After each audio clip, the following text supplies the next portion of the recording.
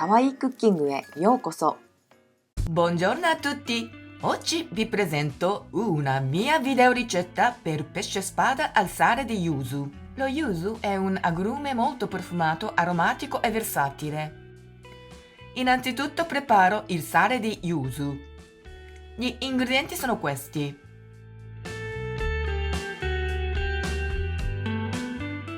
Sciacquo gli yuzu e li asciugo con carta da cucina. Grattugio la scorza dello yuzu, solo la parte gialla.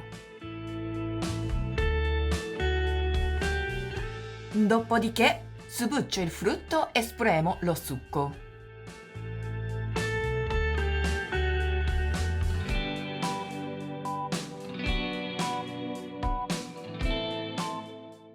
Elimino i semi. Frullo la polpa con un mini primer.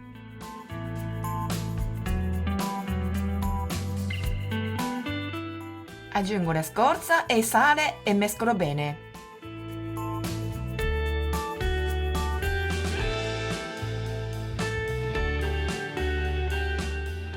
Lo verso il composto in un barattolo sterilizzato e lascio riposare in frigorifero per 2 giorni. Questo sale può essere conservato in frigorifero anche per 3 mesi.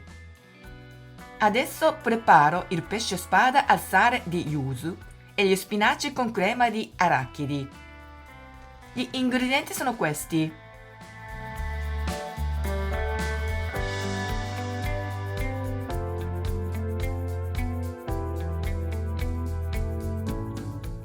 Tampono le fette di spada con carta da cucina per eliminare acqua in eccesso. Cospargo le fette con il sale di yuzu e lascio riposare in frigorifero per 2 ore.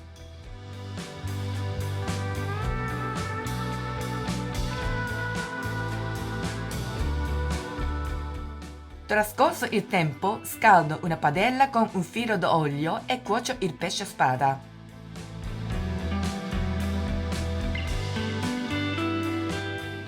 Prima cuocio ogni lato a fuoco vivace per 2 minuti. Poi abbasso il fuoco e continuo a cuocere a fuoco lento per 6 minuti per lato. Nel frattempo preparo gli spinaci con arachidi. In mortaio giapponese, suribachi, verso gli arachidi tritati, la salsa di soia e lo zucchero, poi mescolo bene, fino ad ottenere una consistenza cremosa.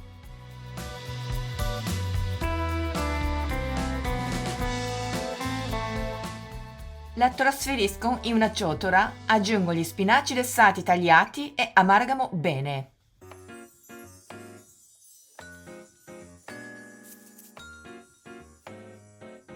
Infine trasferisco le fette di spada nei piatti, guarnisco con gli spinaci e decoro con 2 fette di yuzu fresco.